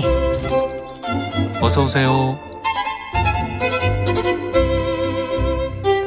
네, 뉴스의 이면에 있는 흐름과 우리 사회 큰 담론에 대해 이야기해보는 시간입니다. 김호기의 사회학 카페, 연세대학교 사회학과 김호기 교수 나와 계십니다. 안녕하십니까? 네, 교수님. 안녕하세요. 그 반지성주의, 오늘의 주제가 반지성주의인데 취임사에서도 나왔고 문재인 전 대통령도 이제 반지성에 대해서 언급을 해서 이게 미묘합니다. 네, 그래서 청취자들에게 잠깐 그동안에 이제 좀 과정을 좀 말씀드리자면 먼저 이제 지난 주 10일이죠. 윤석열 대통령이 취임식에서 이제 반지성주의라는 다소 이제 전문적인 용어를 좀 썼습니다. 저는 뭐 이채롭다고 생각했습니다. 예. 왜냐하면 정치학이나 사회학에서는 이제 뭐 널리 쓰이는 개념이지만 뭐 취임사라고 하는 게 이제 국민 전체를 대상으로 하는 것이잖아요. 예. 그래서 좀 이례적이었습니다. 정확한 워딩은 이랬던 것 같습니다. 그러니까 문제들을 해결해야 하는 정치가 이른바 민주주의 위기로 인해 제 기능을 하지 못하고 있습니다. 네. 가장 큰 원인으로 지목되는 것이 바로 반지성주의입니다. 라고 이 윤석열 대통령이 그 이야기했고요. 그리고 조금 전에 말씀하셨듯이 이제 15일이죠. 예. 지난 일요일 문재인 전 대통령도 그 양산 사저 주변에서 벌어지는 반대 단체 집회를 두고요. 페이스북에 이런 글을 썼습니다. 집으로 돌아오니 확성기 소음과 욕설이 함께하는 반지성이 작은 시골 마을 일요일의 평온과 자유를 깨고 있습니다. 예. 평산 마을 주민 여러분 미안합니다라고 반지성을 언급했습니다. 그래서 전직 대통령은 반지성. 그다음에 현직 대통령은 이제 반지성주의를 좀 이야기한 뭐 이제 그런 이제 맥락에서 오늘 뭐 이 반지성주의가 뭐지?라고 이제 좀 궁금해하실 것 같아요. 민주주의 위기의 원인이 반지성주의다. 이제 현직 대통령 윤석열 대통령 그렇게 이야기를 했는데 반지성주의가 어디서 나온 말입니까? 미국 역사학자입니다. 예. 콜럼비아 대학 교수였는데요. 이 리처드 홉스테더가 1963년 미국의 반지성주의라는 책을 발표했습니다. 이듬해인 64년 퓨리처상을 받기도 했는데요. 그래서 1950년대 미국 정치와 사회에 대한 분석입니다. 예. 그러니까 이제 반지성주의를 좀 이렇게 규정을 짓자면 지식이나 인나 엘리트들을 적대시하는 태도와 불신을 의미합니다. 뭐 이 교육, 철학, 문화예술, 과학 등을 경멸하고 조롱하는 태도로 이제 표출됩니다. 근데 예. 이제 이 홉스테터 교수의 목적은 1950년대 메카시즘 광풍을 비판하기 위해서 그렇죠. 만든 그런 이 개념입니다. 이 책은 우리말로도 번역이 좀 됐죠. 됐습니다. 예. 근데 이제 반지성주의가 사실은 홉스테터가 말했던 그런 메카시즘 말고도 그 이후에 사회의 진화는 아니죠. 사회가 이렇게 계속 바뀜에 따라서 어떤 거를 반지성주의다라고 지칭을 계속 바뀌잖아요. 그 상황 자체가. 왔었죠. 왔는데 이제 이게 결정적으로 소환된 것이 지난 2010년대 2016년 미국 대선에서 우리가 이제 트럼프를 지지하는 그런 이제 일련의 주의나 흐름을 트럼피즘이라고 얘기하잖아요. 그렇죠. 이제 이 트럼피즘이 반지성주의를 소환시켰습니다. 그때 그 열광적인 지지. 그렇게 볼 수 있죠. 그러면서 이제 상당히 극단적이고 백인 우월주의까지 가는 사람들이 있었잖아요. 거기. 맞습니다. 그래서 1960년대 이제 홉스테터가 얘기했던 반지성주의는 이제 지식인을 불신하고 적대시하는 태도를 의미했었다면 그러니까 이 트럼피즘으로 나타나는 이제 미국의 오늘날의 반지성주의는 이제 넓은 의미에서 반기득권주의, 그다음에 반엘리트주의, 그리고 이제 백인 우월주의. 맞습니다. 이런 것으로 나타나게 되고요. 이 기성 그런 제도적 우리가 공론장이라고 그러죠. 언론도 거부하고, 그리고 이제 지식인이나 이런 어떤 전문적 집단에 대한 강한 불신을 드러냈습니다. 그게 오늘날의 반지성주의라고 볼 수 있습니다. 그게 공명을 일으키는 부분이 분명히 한국에도 있긴 있네요. 있습니다. 그래서 한 가지만 더 말씀드려보자면 사실 이런 오늘날의 반지성주의는 한편에서는 포퓰리즘과 밀접하게 연관되어 있고요. 그렇죠. 그리고 이제 다른 한편에서는 이제 우리가 포스트 트루스, 이 탈진실 시대와 밀접하게 연관되어 있습니다. 그러니까 이게 특히 이제 탈진실의 관점에서 보자면 오늘날 객관적 사실보다 주관적 신념이 더 중요해지는 현상을 우리가 이제 탈진실이라고 얘기를 하는데 이 뉴스를 요즘 왜 보는지 라는 질문을 던져보면 사실 사실을 발견한다기보다 신념을 확인하기 위해서 우리가 이제 뉴스를 듣거나 보거나 이렇게 하게 되죠. 이게 이제 탈진실 어떤 그런 시대입니다. 그래서 반지성주의와 일맥상통한다고 볼 수 있습니다. 어떻게 보면 지금 현재 반지성주의는 대중주의, 그러니까 대중이 굉장히 교육을 많이 받아가지고 그 정도는 다 안다.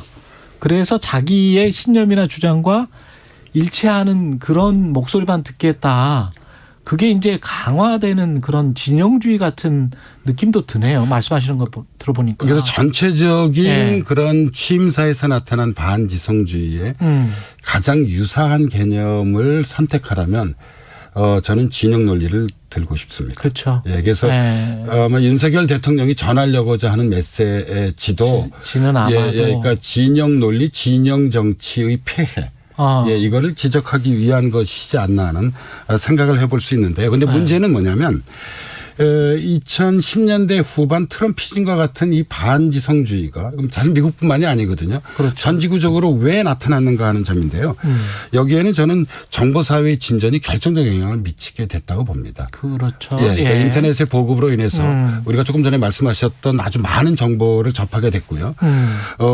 그리고 이제 어떤 정치적 직거래주의가 하게 됐습니다. 그러니까 여기 이 기존의 경우에서는 이제 국민들이 있고요. 그다음에 이제 저쪽에 정치가 있다고 한다면 그 사이에 대단히 중요한 역할을 했던 게 언론이었거든요. 언론과 정당이었죠. 근데 언론의 경우 보면은 그러니까 사실상 우리가 이제 포스트 트루스에서 볼 수 있듯이 그냥 내가 가지고 있는 내가 이미 많은 정보를 가지고 있어. 인터넷을 통해서 일반인들도 갖고 있거든요. 그래서 그냥 그걸 확인하는 수단이지 거기서 새로운 사실을 발견하고 그다음에 어떤 그런 판단의 기준, 그 프레임을 얻고 이런 것은 아니거든요. 그래서 이제 이런 정보사회 진전에 따른 정치적 직거래주의가 이 사실 반지성주의에 뭐 큰 영향을 미쳤다고 볼 수 있고요. 그게 좀 과도하게 되면은 어떤 자기의 주장을 원해서 막 문자 폭탄을 보낸다 할지 전화를 많이 한다 할지 아니면 댓글을 때로 몰려다니면서 이제 댓글을 한다 할지 그러면서 막 욕을 하고 막 그러면서 어떻게 보면 이제 소통을 방해해버리는 그런 것이 될 수도 있겠습니다. 정치적 직거래주의라는 것이. 네, 그러니까 정치적 직거래주의의 다른 이름이 이제 21세기적 포퓰리즘이잖아요. 그러네. 20세기적 포퓰리즘이 인기영합주의라고 한다면 21세기적 포퓰리즘은 이제 정치적 직거래주의인데요. 여기 두 가지 방식이 있는 거죠. 하나는 이제 전통적인 집회의 방식이 있습니다. 그러네요. 그리고 또 다른 하나가 이제 정보사회 진전을 이 기초한 이 온라인 향의가 있습니다.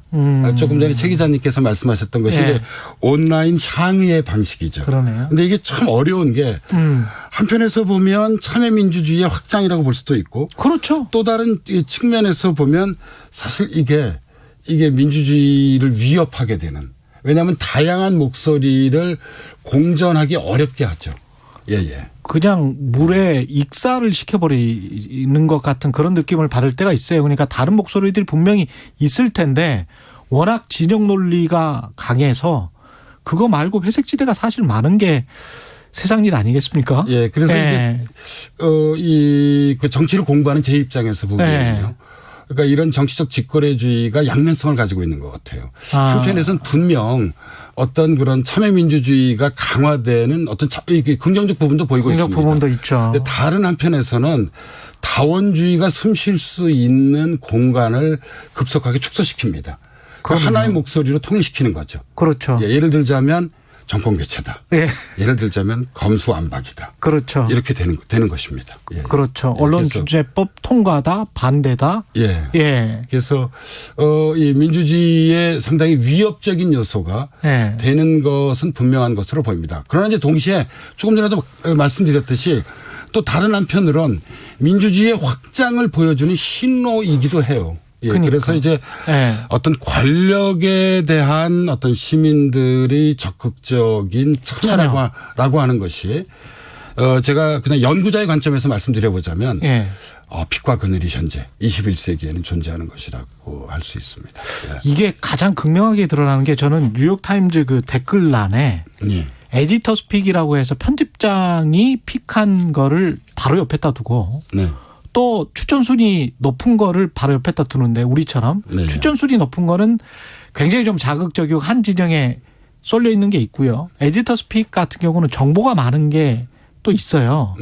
근데 그거를 양쪽에서 다 보게 해주는 뉴욕타임즈의 이유가 저는 일종의 이제 그게 엘리티즘과 포퓰리즘이 섞여 있다라고 저는 보고 있거든요. 그러니까 어떻게 보면 공존할 수 있을 것도 같아요.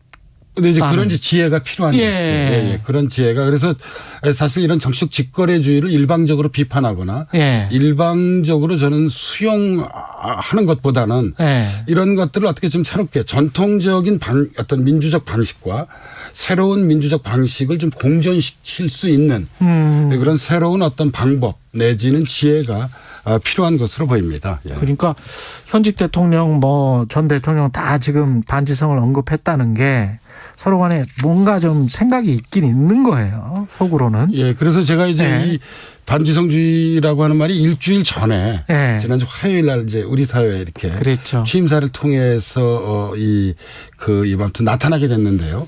그 이후에 지난 일주일의 반응을 이렇게 보면 서로 또 상당히 엇갈리는 것 같아요. 그러면 우리 사회에서 누가 정말 반지성인가? 그러니까 제가 이제 중립적 시각에서 이런 질문을 던져볼 수 있을 것 같습니다. 보수가 반지성주의일까요?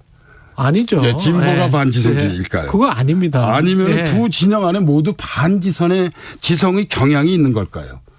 그게 있죠. 그래서 저는 이 방송을 들으시는 청취자 여러분들이 한번 각자 판단해 보실 수 있을 것 같습니다. 반지성주의 말고 뭔가 탈출을 하면서 우리가 타협의 정치, 화합의 정치로 가는 어떤 길이 있을 것 같은데요.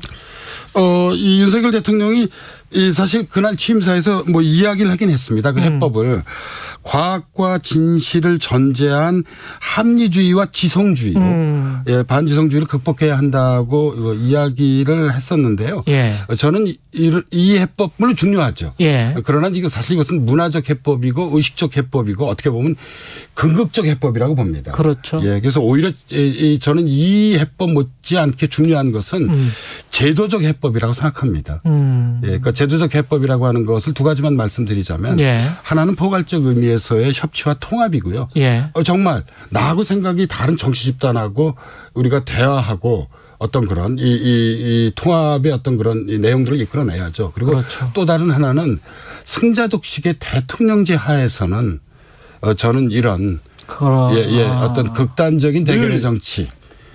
이런 그런 이제 반지성주의적 경향 이런 거를 좀 극복하기 좀 어려울 것 그런 같습니다. 그러니까 미국과 한국이 특히 심하니까 이게 되게 정치가 아주 유사해졌어요.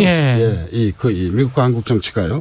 예, 그래서 그러니까 정치의 본질에 대해서 좀 다시 생각해 보게 됩니다. 왜냐하면 우리가 사실 일방적으로 저는 진영 논리, 진영 정치를 비판하는 것이 그렇게 설득력 있다고 생각하지 않습니다. 왜냐하면 정치라고 하는 건 본래 진영 간의 싸움입니다. 동시에 그러네요. 진영을 넘어서는 것입니다. 그런데 이게 진영을 넘어시켜 그러니까 다시 말씀드리자면 진영을 화해시켜서 어떤 합의를 이끌어내기 위해서는 권력을 가진 측은 양보를 해야만 합니다.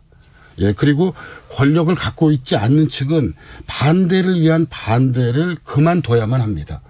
이게 대단히 어려운 것입니다. 양보하지 않고 화해와 통합을 일방적으로만 얘기한다면 사실상 이것은 공허한 그 메아리입니다.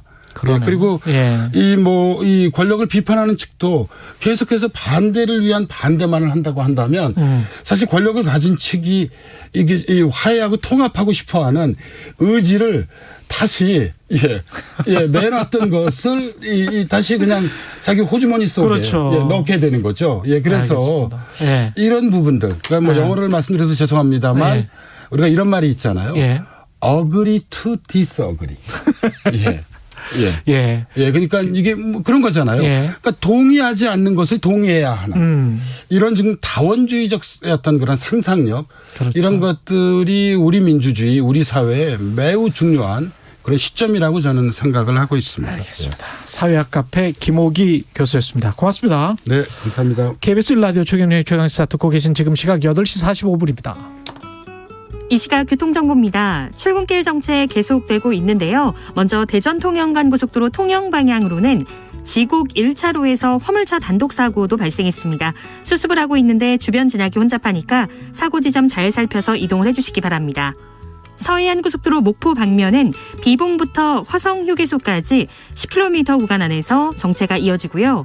영동고속도로는 양방향 모두 부곡 일대 지나기가 어려운데 특히 강릉 쪽으로는 반월 터널부터 부곡까지 가는데 7km나 막히고 있고 다시 신갈분기점에서 주춤하고 서용인 분기점에서 양지터널까지는 8km 정체입니다. 제2경인고속도로 양방향 다 문학에서 남동 사이로 정체고 안현분기점에서 일직분기점까지 성남 쪽으로 밀리고 있습니다. KBS 교통정보센터였습니다.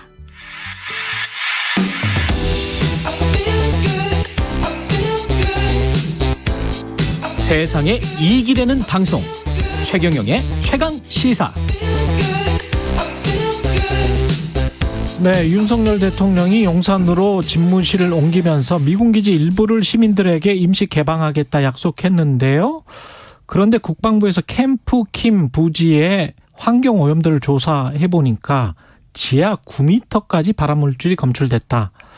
이런 보도가 있었고요. 미군기지 방면에 전문가시고 연세대학교 통일연구원 지금 개가운 교수로 계십니다. 김종대 전 의원님 나오셨습니다. 안녕하세요. 안녕하세요. 예, 이 발암받은 부지의 오염 문제, 이거를 어떻게 책임 소재도 책임 소재이지만 뭐 누가 돈을 들여서 이거를 다 깨끗하게 치울 것인가 그런 문제들 어떻게 보십니까? 일단 검사 결과는 보셨습니까? 예, 그 뭐 언론 보도 나온 대로 9군데를 일단 조사한 걸로 돼 있고 9군데를 예, 이게 다가 아니에요. 샘플만 조사한 거예요. 그렇죠. 예, 저기 또 그 사우스 포스트 뭐 캠프 킴 부지 일대만 조사한 것 같지만 메인 포스트도 남아 있고 앞으로 이거 뭐 조사라는 게 첩첩산중이고 이거 조사한 지도 얼마 안 됐습니다, 솔직히.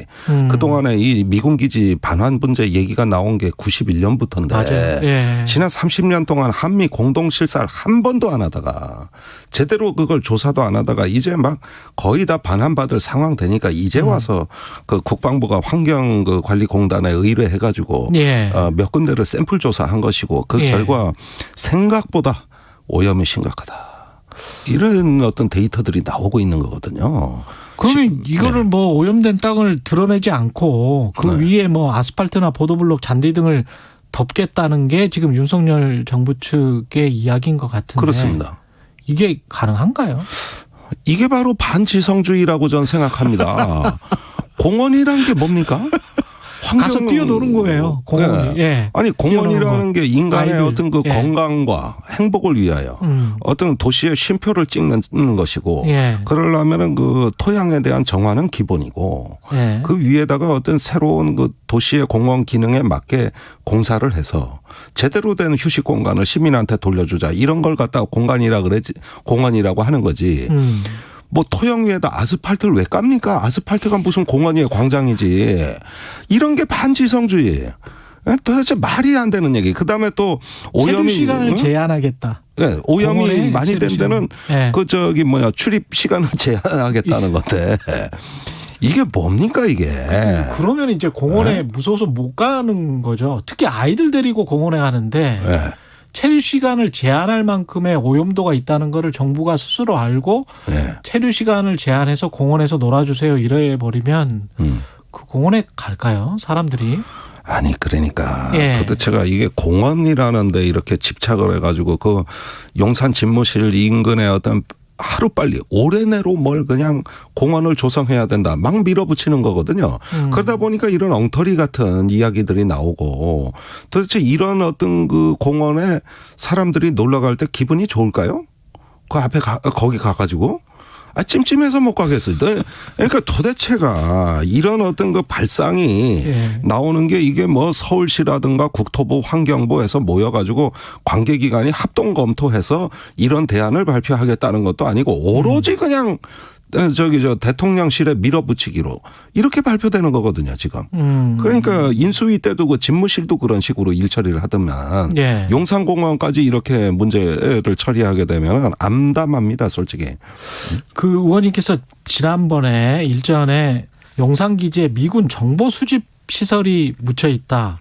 이거는 미군 게 아니고 다른 어떤 정보기관 거다 이런 말씀하시지 않았었습니까? 미국의 국가안보국 NSA, CIA 예산의 3배를 쓰는 세계 최대 정보기구죠. 하루에 2억 회선의 감청을 하는 이제 신호정보 전문 수집기관, 이 국가안보국, 그 스노든이 폭로했던 감청을 폭로했던 문제의 그 기관인데 한국에도 엡실론 체계가 깔려 있다. 그리고 그것이 이제 서해 쪽에 그 제가 어떤 특정한 장소는 검명하지 않았습니다만은 그 서해에서 그 수집기지로부터 용산까지 그 케이블이 연결이 돼가지고 이렇게 어떤 신경망이 구성되어 있는 정보 수집 센터가 용산이 되는 것이죠.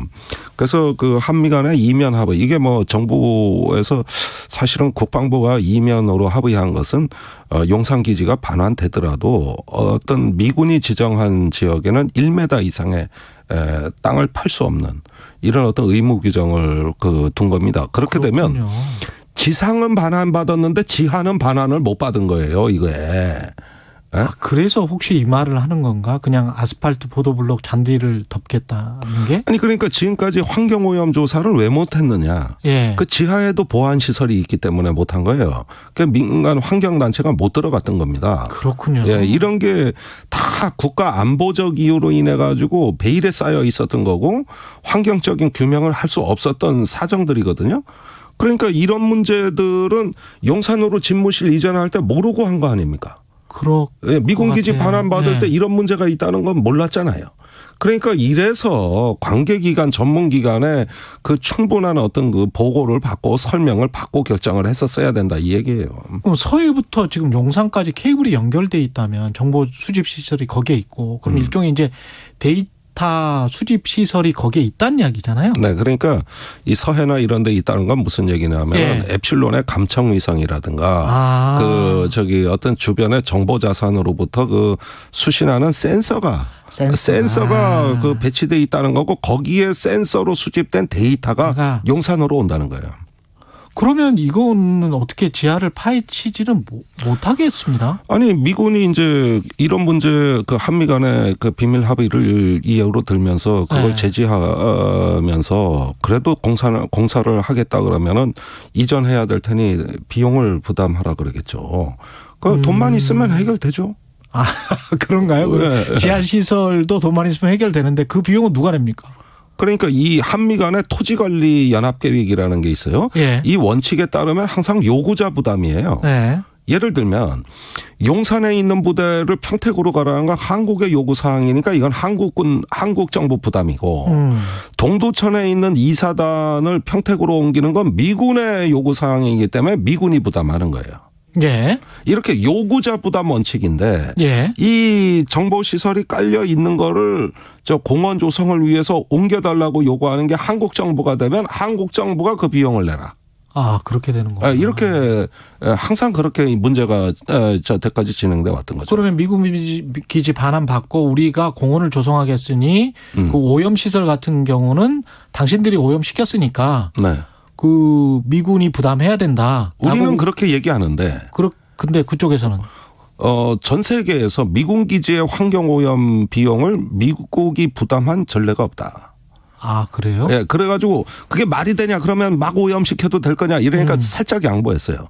긴급하고 생명의 위협이 될 만한 어떤 오염이라면 그거는 책임지겠다. 근데 긴급하지 않고 당장 생명의 위협이 안 되면은 그건 우리 부담 아니다. 이렇게 해서 퉁치고 넘어갔거든요. 그러니까 이번에 빨리 나가라 그러면 미군은 얼른 나갈 거예요.